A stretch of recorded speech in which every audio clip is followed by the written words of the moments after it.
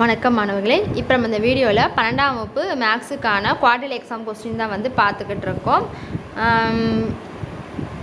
இது இப்போ 2025 எக்ஸாமுக்கான ஒரு மாடல் கொஸ்டின் தான்.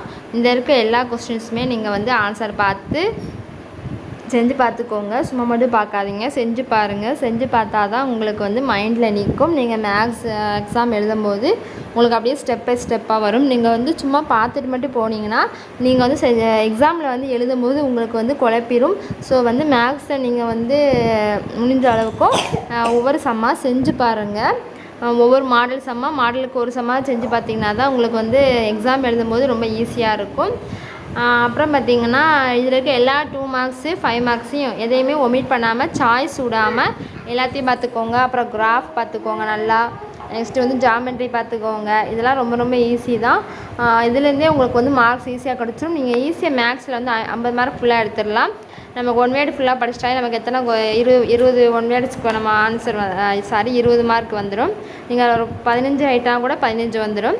நெக்ஸ்ட் நமக்கு ஜாமெண்ட்ரி இருக்குது, கிராஃப் இருக்குது. அதெல்லாம் நம்ம எல்லாத்துக்குமே நல்லா ஈஸியாக தெரியும்.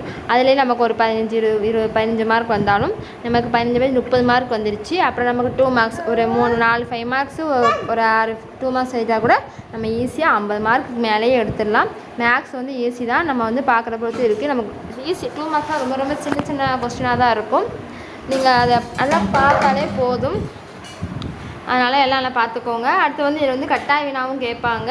அதனால் கட்டாய வினா கேட்கறனால அந்த கொஸ்டின் சென்டம் போர்டுன்னு நினைக்கிறவங்க அந்த எல்லா கொஸ்டினுமே நல்லா பார்த்துக்கோங்க. இந்த ஏபிபிஏ கிடைக்கலாம் ரொம்ப ரொம்ப ஈஸி தான். அதுவும் நல்லா பார்த்துக்கோங்க. அடுத்து தீர்க்கணும்னு சொல்லி சமன்பாடு கேட்பாங்கள்ல, இது 3 + 27 = 0 அந்த மாதிரி கொஸ்டின் நமக்கு நிறைய டைம்ஸ் கேட்டிருக்காங்க. அந்த கொஸ்டின் நல்லா பார்த்துக்கோங்க. அடுத்து எப்பயுமே இந்த காஸ் தீட்டா சைன் தீட்டா அந்த ஃபார்முலா வச்சுருக்கும் பார்த்தீங்களா, அது எப்பயுமே ஒரு கொஸ்டின் வரும். ஸோ அந்த பாடத்தை நல்லா கேட்டுக்கோங்க. அடுத்து கார்ட்டீசியன் சமன்பாடு இருக்குது பார்த்தீங்களா, அதுலேருந்து நமக்கு எப்பயுமே கொஸ்டின்ஸ் வரும். ஸோ அது நல்லா பார்த்துக்கோங்க.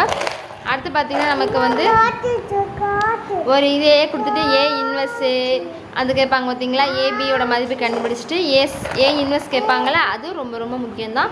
ஸோ அந்த கொஸ்டின் நல்லா பார்த்துக்கோங்க. அடுத்து தீர்க்க சமன்பாடு 6x (6) அது இருக்குது பார்த்தீங்களா, அது ரொம்ப முக்கியம். அதுவும் பார்த்துக்கோங்க.